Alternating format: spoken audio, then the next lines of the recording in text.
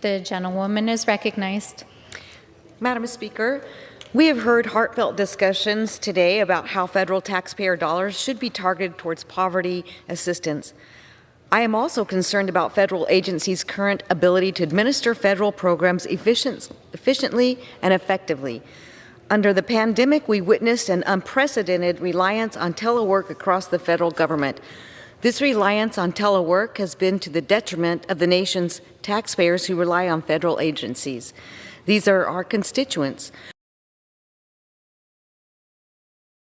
who are struggling to face out-of-control spending, inflation, scarcity of goods, and other hardships while federal workers receive perk after perk from Democrats in Congress.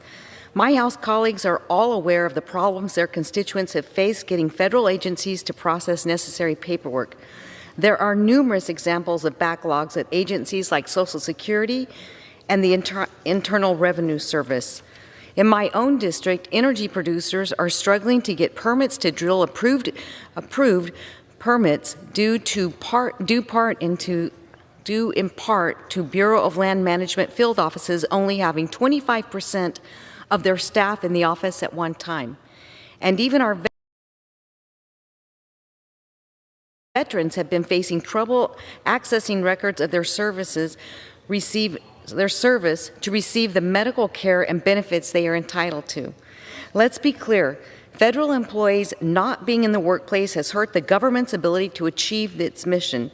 House Republicans have fought hard to find out just how much expanded telework has hurt agencies' ability to deliver services to our constituents, and we have tried to get this information, but to no avail. Recently, the House Oversight Committee Ranking Member James Comer wrote to the administration requesting information on federal workforce return to work policies. And last year, my colleague Jody Hice, the ranking member of the House Oversight Committee on Government Operations, led oversight letters to the inspectors general of the largest agencies requesting details on how telework has impacted agency missions. The committee has not received adequate responses to our inquiries. We will offer a solution to this problem as a motion to recommit.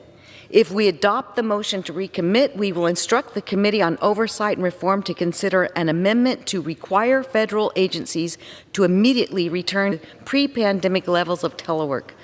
The amendment would also require a government-wide review of pandemic-era teleworking policies. And finally, it would prevent the administration from locking in higher levels of telework until Congress receives detailed plans on how agency mission performance would be impacted. These needed reforms will be included in my bill, the Show Up Act, which I'm introducing later this week.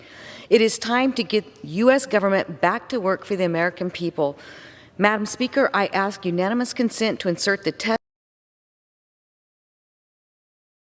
of the amendment in the record immediately prior to the vote on the motion to recommit. Without objection. I yield back the balance of my time.